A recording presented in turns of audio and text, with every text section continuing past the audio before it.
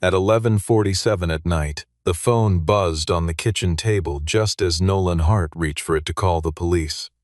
His daughter Tessa had never once stayed out this late without a text, not in 20 years, and the silence since her last message had turned his stomach into a fist. The message on the screen held only 2 lines. "I found my mother. She says you lied to me for 12 years. Nolan read it 3 times before his hand stopped shaking enough to type a reply. The woman Tessa believed had died in an accident was somehow alive, somewhere out there, pulling his daughter into a family whose name Nolan had spent over a decade trying to forget. He understood, standing alone in his kitchen with the porch light buzzing outside, that by morning he might have lost the only person he had ever fully protected. If you believe a father's love can survive a secret that big, stay with this story to the end and tap subscribe so you never miss what happens next. The rain over Belhaven had been falling since dinner time, a thin, steady drizzle that blurred the porch light into a soft yellow smear against the window glass, and Nolan sat alone at the kitchen table, with 2 plates of food going cold in front of him, the way they had every night, for as long as he could remember cooking for 2. Tessa had told him she would be home after her shift at the radio station ended around 10, a promise she had kept without fail for months, and he told himself there was nothing strange about a young woman losing track of time on a Friday night with friends. He tried her phone 4 times over the course of an hour, and 4 times the call rang out and dropped into the same flat recorded voice asking him to leave a message, which unsettled him more than silence ever could, because Tessa always answered, even when she was annoyed with him, even when she was busy, because in 12 years of raising her alone, he had built an unspoken rule between them that neither one ever went dark without a word. He paced the hallway checking his phone every few minutes, rehearsing the call he would make to the police department if she did not answer by midnight, and it was in the middle of that rehearsal, at 11:47 exactly, that the phone in his hand finally buzzed with her name on the screen. The relief lasted less than a second before the words registered, and then the relief collapsed into something colder, because the message did not say she was safe. It said she had found her mother, and that her mother had told her Nolan had known the truth all along and hidden it from her for 12 straight years. The final line was the one that emptied the air out of his lungs, 4 short words instructing him not to come looking for her, and it was that sentence more than anything else that told Nolan this was not a misunderstanding he could untangle with a phone call. He climbed the stairs 2 at a time and pushed open the door to Tessa's room, already dreading what he would find, and the room confirmed it before he even turned on the light. Her travel bag was gone from the closet floor. Her birth certificate, which she kept in the top drawer of her desk beside her passport, had been removed along with a folder of old insurance paperwork that had belonged to her mother. A silver bracelet Tessa rarely wore but never packed away was missing from the dish on her dresser, and behind it, tucked where he always kept it out of sight, the one family photograph he had never been able to throw away was gone as well. Nolan pulled up the footage from the small camera mounted above the front door, watching in silence as a dark sedan idled at the curb at 9:36 that evening, watching his daughter climb into the back seat without hesitation, the license plate deliberately angled out of frame, and there, small and easy to miss unless a person already knew to look for it, a crest etched faintly into the rear window glass, the same crest that had once been stitched onto Nolan's old employee badge from a company he had not spoken of in 12 years, the Ashbourne family seal. He went down to the basement and knelt beside the floorboard he had loosened himself the week he moved into the house, lifting the small metal lockbox hidden underneath, and inside it he did not find money or anything meant to protect the house from intruders. He found letters, dozens of them, each envelope addressed in a familiar looping handwriting to a young woman named Tessa Hart, spanning birthdays and graduations and years Tessa had lived through believing herself an orphan on her mother's side. Not one of those letters had ever reached her hands. Nolan sat on the cold basement floor for a long while with the lockbox open in his lap, listening to the rain tapping against the small window above him, and for the first time in years, he allowed himself to actually feel the weight of what he had built. He had told himself for so long that silence was a form of shelter, that every locked drawer and every unopened envelope was simply another wall keeping his daughter safe from a family that had once threatened to swallow her whole. Sitting there now, staring at handwriting he recognized even after a decade apart, he understood that shelter and secrecy had quietly become the same thing in his hands, and that somewhere along the way he had stopped protecting Tessa from danger and started protecting himself from the conversation he most feared having with her. 12 years earlier, before any of this, Nolan Hart had been a systems engineer inside the data division of a medical device company called Ashbourne Biomedical. A quiet, steady job he had taken not for the prestige but because the woman he loved, Camille Ashbourne, happened to work 2 floors above him as the head of compliance and ethics, and happened also to be the youngest daughter of the company's founder, Everett Ashbourne.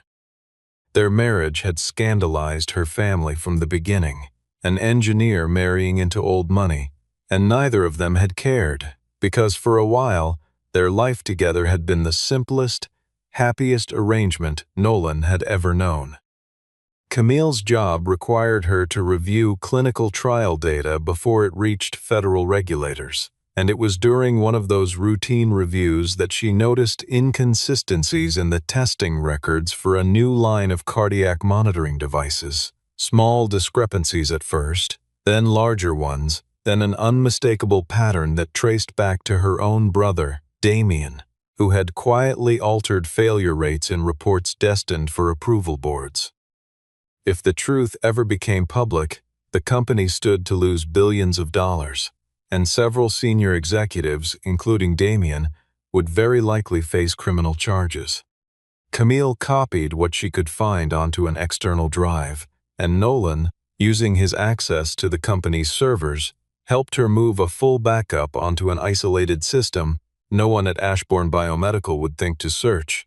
Within days, their home phone had a faint clicking sound on the line that had never been there before, and a car began appearing across the street at odd hours.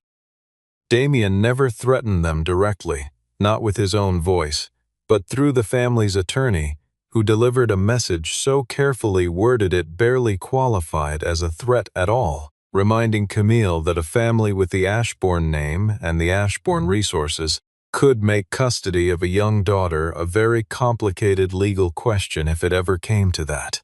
It was Evelyn Crane, then a federal prosecutor building a case against the company, who proposed the plan that would end up defining the next 12 years of their lives, a plan built on the idea that Camille could disappear entirely, become an anonymous protected witness while the investigation quietly gathered strength, that a staged accident could convince the Ashbourne family she was gone for good, that Nolan would remain behind and raise Tessa alone in plain sight, and that all contact between mother and daughter would stop completely until the case was strong enough to survive being made public.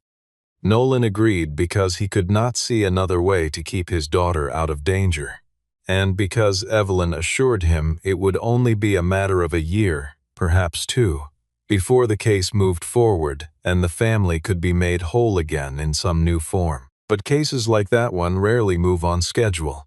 Witnesses grew afraid and recanted. Files were sealed under review after review. Damien kept his position, then expanded it, and eventually inherited more authority inside the company than he had held before any of it began. Camille wrote to her daughter faithfully, sending letters through Evelyn on birthdays and first days of school, and every occasion a mother is meant to witness, and Evelyn, keeping her end of an old promise, passed each one along to Nolan. He read every letter himself before locking them away, telling himself each time that Tessa was still too young, that one more year of not knowing was safer than the alternative, that the moment she learned her mother was alive, she would search for her, and that any search, however small, might be the thread someone at Ashbourne Biomedical eventually pulled. No one had ever forced Nolan to keep the letters sealed forever. After the first few years, once the worst of the surveillance appeared to fade, he could have told Tessa a version of the truth, enough to give her something to hold on to without endangering anyone. He never did.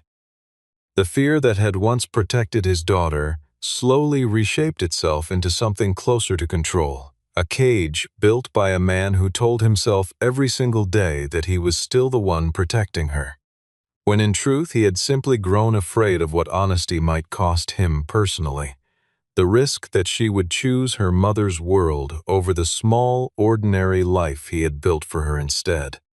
Back in the present, sitting on the basement floor surrounded by a decade of unopened letters, Nolan found one envelope that had arrived only days earlier, black and formal, an invitation to a memorial service for Everett Ashbourne, who had recently passed away after a long illness.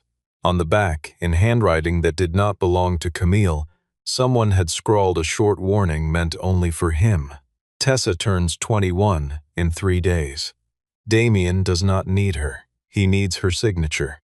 Tessa was brought that same night to the Ashbourne estate on the lake, a property so different from anything she had grown up around that she found herself staring at the ceilings instead of the people speaking to her. High-beamed rooms hung with old portraits, a staff moving quietly through hallways lined with family photographs that never once included her face.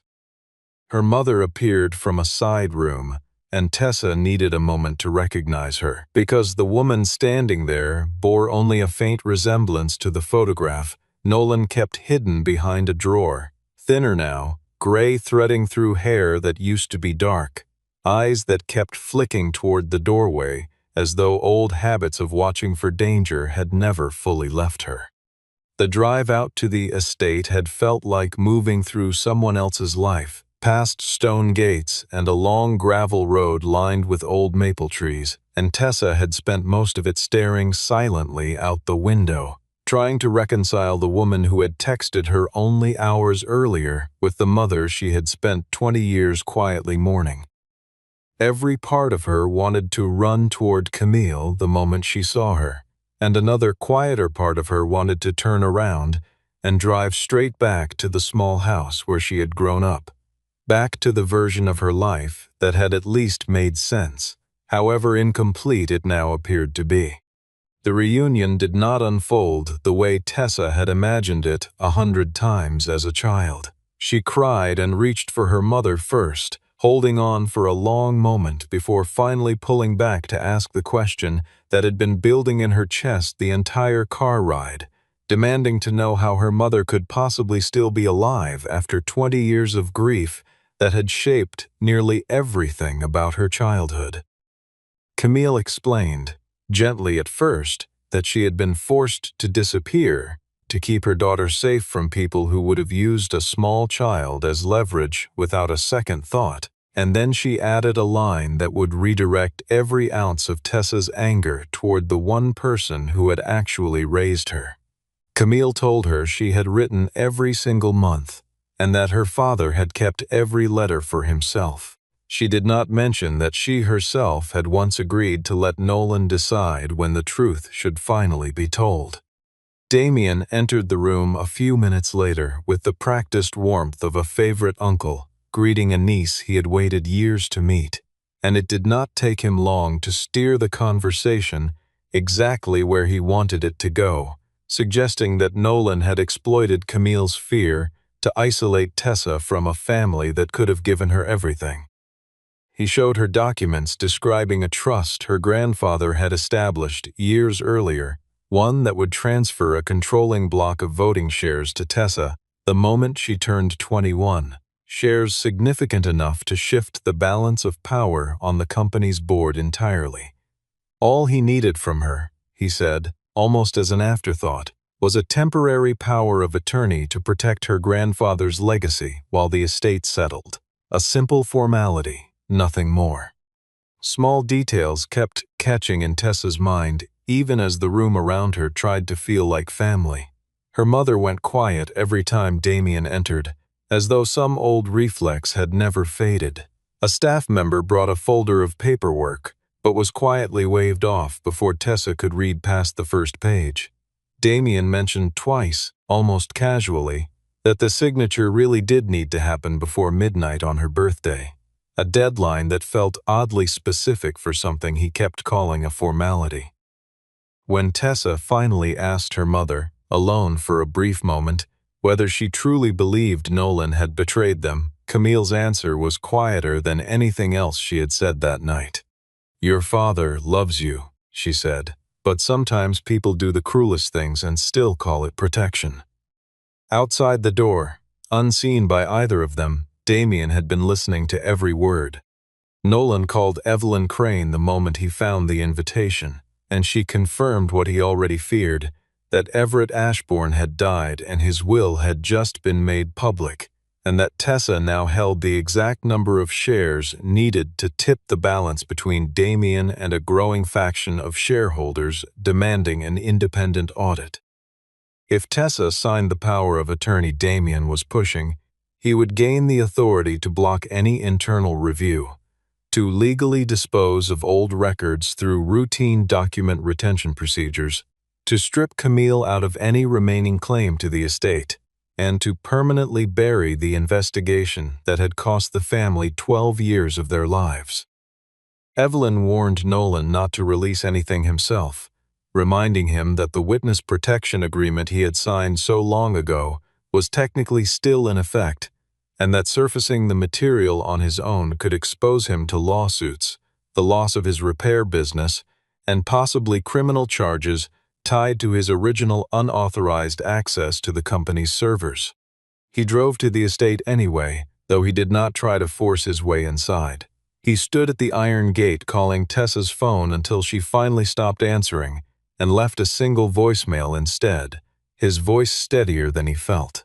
"I lied to you," he said. "I'm not going to ask you to forgive me before you know the whole truth, but please, don't sign anything tonight."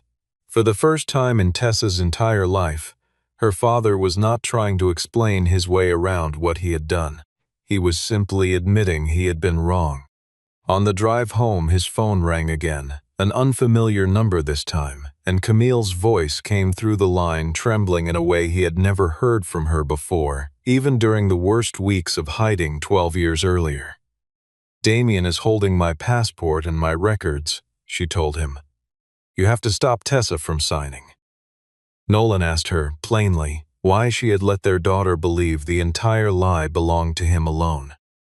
There was a long pause before Camille admitted that seeing Tessa again after so many years had stirred up an anger she had been carrying toward Nolan for over a decade, and that in the moment, confessing her own part in the decision had felt harder than simply letting the blame fall on him instead. She told him the power of attorney was only the beginning.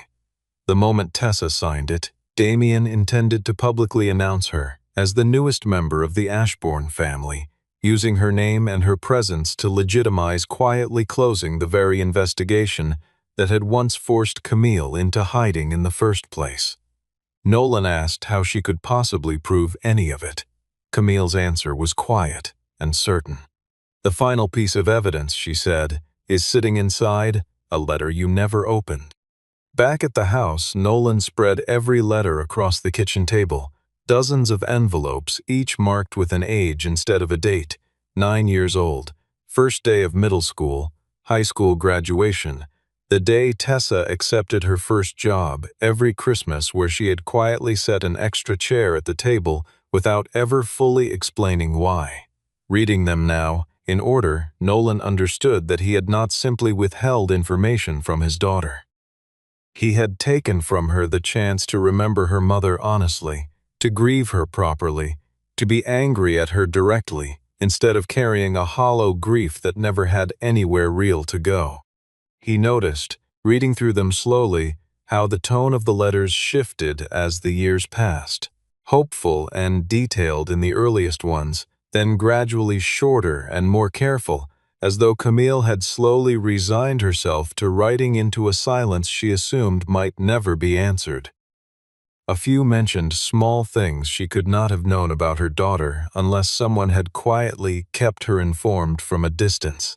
A favorite song, a childhood nickname, a scraped knee from a bicycle accident, and Nolan realized with a fresh wave of guilt that Evelyn must have passed along small updates over the years just to give Camille something to hold on to, updates Nolan himself had never once offered his daughter in return.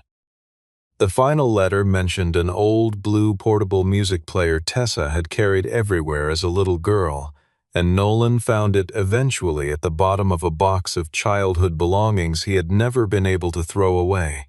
Inside, instead of music, there was a small memory card, encrypted, waiting. When he finally managed to access it later that night, with Evelyn's help, it held server access logs from 12 years earlier, internal emails between Damien and the company's legal team, evidence of falsified dates on clinical trial documents, an outline of a plan to use guardianship threats to pressure Camille into silence, and a short audio recording in which Damien could be heard acknowledging in his own voice that Camille was still alive.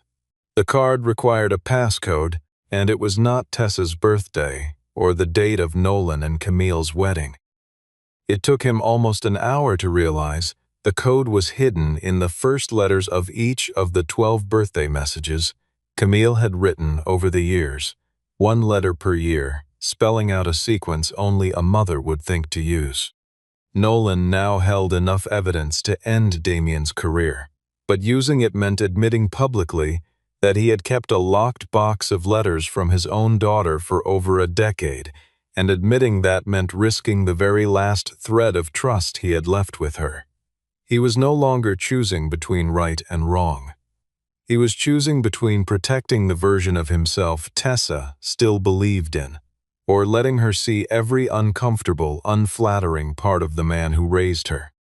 He sent her a single photograph of the letters spread across the table, along with a short message telling her he would bring all of it to her, and that the choice to read them or burn them would be entirely hers. A few minutes later, she replied with a time and a place. Tessa met her father quietly inside the estate's library, away from the staff and the noise of preparations for the memorial the next day, and she did not hug him or call him Dad the way she once had every single day of her childhood. She simply asked him to set the box of letters on the table between them. Nolan did not blame Camille or Evelyn or Damien or anyone else in the room. He admitted plainly that he had chosen not to give her the letters because he was afraid she would go looking for her mother, and that the longer he waited, the less he understood how to explain any of it without sounding like exactly the kind of man who controls the people he claims to love. Tessa asked him directly whether he had been protecting her from the Ashbourne family, or protecting himself from the possibility that she might one day choose her mother over him. Nolan could not answer immediately, and when he finally did, he admitted that both things were probably true at once. He told her that somewhere in the middle of those 12 years, fear had stopped feeling like fear at all, and had instead started to feel like ordinary parenting, a quiet daily decision he no longer questioned, because questioning it would have meant admitting how far he had drifted from the promise he made himself the night Camille disappeared. Tessa listened without interrupting, arms crossed, her expression giving away very little, though her eyes stayed fixed on her father the entire time, as though she were searching his face for some sign of the dishonesty she had been told to expect. She picked up a letter Camille had written when Tessa turned 16, one describing 3 sleepless nights Nolan had spent by her bedside during a bad fever, and expressing a quiet certainty that he would always be the steadier parent between the two of them. The detail startled Tessa, because it did not match the version of her father Camille had painted only hours earlier, and it planted the first small seed of doubt about how simple this story truly was. Nolan handed her the memory card and told her the decision of what to do with it, and with him, belonged entirely to her.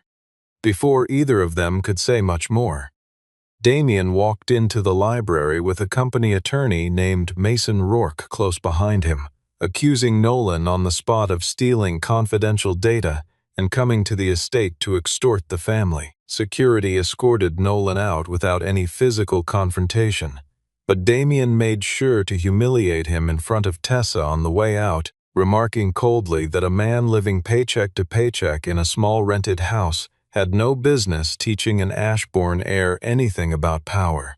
Nolan did not rise to the insult. He only looked at his daughter and told her she did not have to choose him tonight, only to make sure no one else chose for her instead. Tessa remained standing beside Damien as her father was led away, and Nolan left the estate believing, for the first time in years, that he had genuinely lost her. What he could not see as the doors closed behind him was Tessa quietly opening the recording function on her phone, then turning to Damien with a simple, pointed question about why the power of attorney had apparently been drafted before her grandfather had even passed away. For just a moment, the practiced warmth on Damien's face disappeared completely. The following evening, Ashbourne Biomedical hosted a formal memorial for Everett combined with a special session of the board, and Tessa arrived dressed for the occasion, introduced by company communications as the long-lost Ashbourne heir returning home at last.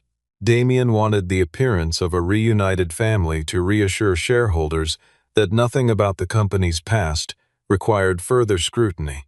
Camille stood near her daughter throughout the evening, though an assistant of Damien's never seemed to leave her side for long. Outside the hotel, Nolan waited with Evelyn Crane, who had already reached out to federal investigators, but needed Tessa to hand over the memory card voluntarily to preserve a clean chain of custody. Nolan had no way of knowing, standing in the cold outside that building, which side his daughter had finally chosen. Damien took the stage first, speaking warmly of Everett's legacy and describing a new chapter about to begin for the Ashbourne family, then invited Tessa up in front of the full board and a room full of reporters to formally sign the power of attorney, framing any hesitation as a betrayal of the grandfather she had only just learned existed. Camille moved forward as if to intervene, but Damien quietly reminded her, low enough that only she and Tessa could hear, that he could just as easily make her 12 years of hidden identity a matter of public record. Tessa lifted the pen, and for a moment the entire room seemed to believe the signature was a formality already decided. Instead, she asked Damien 3 simple questions in front of everyone. Why the power of attorney had been prepared before her grandfather's death, why her mother's passport had been withheld from her since her return, and why an audio recording existed of him stating that her own father would never dare open the letters he had kept. Damien tried to have her microphone cut, but Tessa was already playing the recording she had captured in the library the night before. The one in which Damien openly admitted he had located Camille months earlier and used her to draw Tessa back into the family for exactly this purpose. Damien insisted the recording had been edited and taken out of context, his voice rising for the first time all evening, and for a moment the room seemed uncertain which version of the story to believe, the polished executive at the podium or the young woman holding a phone that had just played his own words back to him. Camille stepped closer to her daughter without saying anything, a small gesture that nonetheless told Tessa exactly where she stood, now that the choice no longer felt abstract.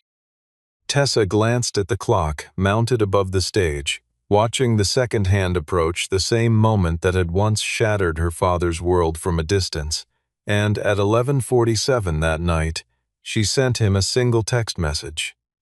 "I need you to come in." Nolan walked into the ballroom with Evelyn at his side, dressed exactly as he had left the estate the night before, an old work jacket still faintly marked with grease from the repair shop, a plain and unremarkable presence surrounded by wealth that had never belonged to him. His ordinariness stood out sharply against the room, and somehow that contrast made him harder to dismiss rather than easier. Tessa handed the memory card to Evelyn in front of the entire board, and Evelyn confirmed on the spot that the files carried verifiable timestamps and digital signatures dating back over a decade. Nolan explained, without flinching, exactly how he and Camille had backed up the company's servers all those years ago, and he openly admitted that keeping the material hidden afterward had violated the terms of his old agreement. Damien tried immediately to shift every ounce of blame onto him, calling him a thief, a controlling husband, a father who had spent 12 years lying to his own child. Nolan did not deny the parts that were true. "I lied to my daughter," he said, his voice steady even as the room grew silent around him. "But my lie doesn't make that evidence any less real." Camille stepped forward then and told the board everything, that she had chosen to disappear of her own free will all those years ago, that Nolan had never once forced her hand, that she herself had agreed to let him decide when the truth would finally be told, and that upon returning she had let her own anger and shame push all of the blame onto him instead of sharing it honestly. She confirmed that Damien had pressured her since her return to sign away any remaining claim to her father's estate, using her fear of exposure as leverage the entire time. Tessa then announced, calmly and without hesitation, that she would not be signing the power of attorney. Citing the specific terms of her grandfather's trust, she used her newly inherited voting authority to demand Damien's immediate suspension pending a full audit, the preservation of every server and document connected to the company's testing history, the formation of an independent investigative committee, and the transfer of all recovered evidence directly to federal authorities. Several board members who had quietly doubted Damien for years turned against him the instant they saw how thoroughly his position had weakened. There was no violence, no dramatic arrest in front of cameras, only his own legal team asking him, with visible discomfort, to leave the room, a collapse far colder and more humiliating than anything physical could have been. Once the chaos in the ballroom finally settled, Nolan approached his daughter, ready to apologize again, but Tessa stopped him before he could begin. "I haven't forgiven you," she told him, "but tonight, I want to hear the rest of it, every part you've never told me before." Later that night, Nolan, Tessa, and Camille sat together in a small side room once the guests and cameras had cleared out, with no attorneys present and nothing rehearsed between them. Nolan walked his daughter through the entire night Camille had disappeared, admitting he had promised himself he would eventually tell her the truth once she was old enough to handle it, then found a new excuse to delay that promise nearly every single year that followed. He had been afraid, at first, that telling her would put her directly in danger. Later, he had simply been afraid she would hate him for it. In the end, he admitted, his greatest fear had become the possibility that she would choose the Ashbourne family over the small, ordinary life he had spent over a decade building for her instead. Camille admitted her own share of the failure as well, telling Tessa that she'd had opportunities to reach out sooner and chosen silence instead, ashamed of how many years had already slipped away, and quietly afraid her daughter no longer needed a mother at all. Both parents had spent over a decade privately calling their choices sacrifice, when in truth it was Tessa who had been left to carry the actual weight of every decision made in her name without her knowledge or consent. Tessa let both of them speak without cutting in, though the silence she kept was not the same silence she had carried into the room, softer now, less guarded, the kind of quiet that comes from listening rather than defending. She told them plainly that she did not need either of them to be perfect, only honest, and that every year of pretending had cost her something neither of them could simply hand back to her now, no matter how sincerely they apologized. Nolan reached for her hand across the table, and for the first time since the night the message arrived at 11:47, she did not pull away from him. Tessa did not choose one parent over the other that night. Instead, she laid out a set of boundaries she expected both of them to respect going forward. She would not be moving back into her father's house right away. Camille could not simply appear unannounced at her daughter's workplace whenever she wished. Both of them would answer every question she asked honestly, even the uncomfortable ones neither wanted to revisit. The old letters belonged to her now, and to her alone, and neither parent would ever again make a decision on her behalf and call it protection without asking her first. Nolan agreed without negotiating a single point, and there was something almost relieving in finally being told exactly what was expected of him instead of guessing at it the way he had for over a decade. Camille agreed as well, quietly, understanding for the first time just how much trust she still had left to rebuild, and how none of it would return simply because she wished it would. Neither parent argued or tried to soften the terms Tessa had laid out, and in that small, unremarkable moment, sitting together in a room with no cameras and no lawyers, something between the three of them finally began to resemble honesty instead of performance. The audit that followed uncovered exactly what the recovered files had promised: falsified testing records, altered financial disclosures, years of quietly buried complaints from patients affected by faulty devices. Damien was eventually charged with fraud, obstruction, and corporate document falsification, and the company established a restitution fund for the families harmed by the very devices he had once approved through manipulated data. Tessa did not celebrate his downfall the way she might have imagined she would as a teenager dreaming of a mother who might one day return. She understood, watching it all unfold, that removing one dishonest man from power did not automatically repair the family he had exploited in order to gain it. "You left," Tessa told her mother plainly one afternoon. "He stayed. But staying doesn't mean he gets to rewrite what actually happened." Nolan, standing nearby, only nodded and said he understood, and that his only remaining hope was that he might still be allowed some place in whatever came next for her. Tessa did not answer him in that moment, but when she left the room later that evening, she took the box of letters with her, and along with it, quietly, the spare key to her father's house. 6 months passed. Nolan still lived in the same house and still ran the same small repair shop downtown, though he had finally stopped setting out 2 plates of food every night, as though Tessa were still a teenager who needed him waiting by the door. Tessa had moved into a small apartment closer to the station where she worked, building a life that finally belonged entirely to her, though she came back for dinner with her father every single Sunday without fail, and their relationship, while far from fully repaired, had grown far more honest than it had ever been before.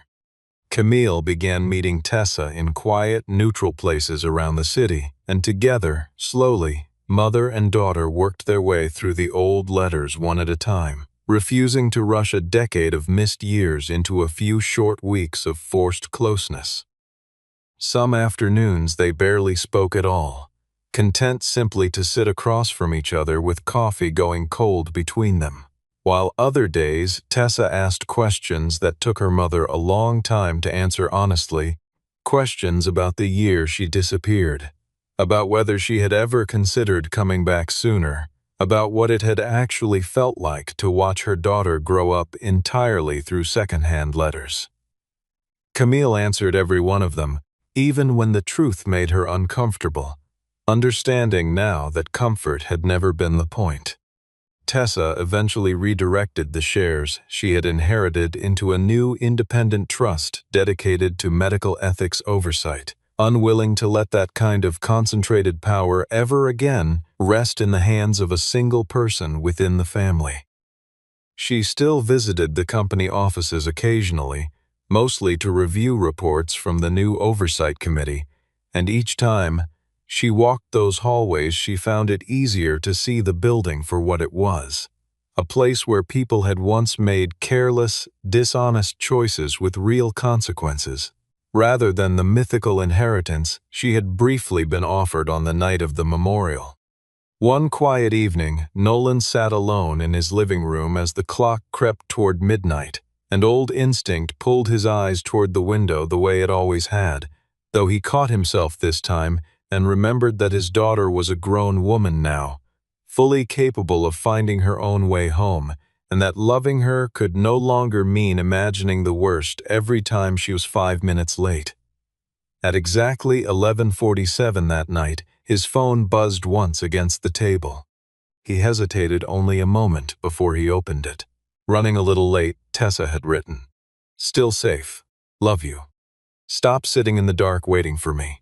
Nolan read the message twice, and this time he did not grab his keys or dial her number over and over or check the location on her phone the way he once might have. He simply stood, switched off the porch light, and locked the door the way he did every ordinary night. Before heading up to bed, he sent one line back. "I know. Drive safe. See you Sunday." He thought, lying in bed a little while later, about how differently this same hour used to feel to him, how 11:47 had once meant sirens in his head and a phone gripped too tightly in his hand, and how tonight it had simply meant his daughter letting him know she was thinking of him on her way home. The difference, he realized, was not that the risks of the world had disappeared, but that he had finally learned to let her carry some of them herself, the way any young woman eventually has to. For the first time in 12 years, Nolan finally understood that loving someone did not mean keeping them within arm's reach forever. Sometimes it simply meant trusting that they would find their own way home. And that night, for the first time in longer than he could remember, a father who had once waited up in the dark finally allowed himself to fall asleep before midnight.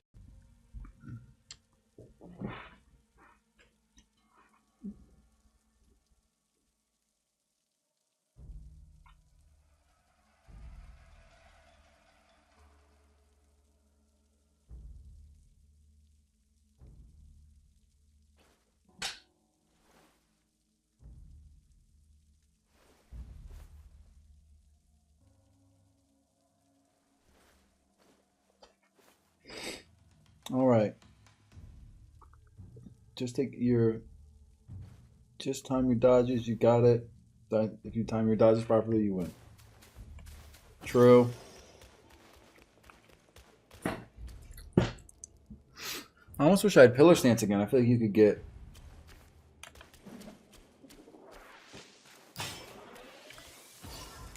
Why so eager to leave?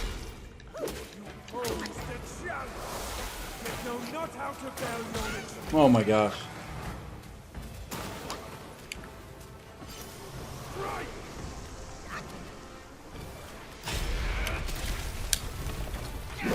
Damn.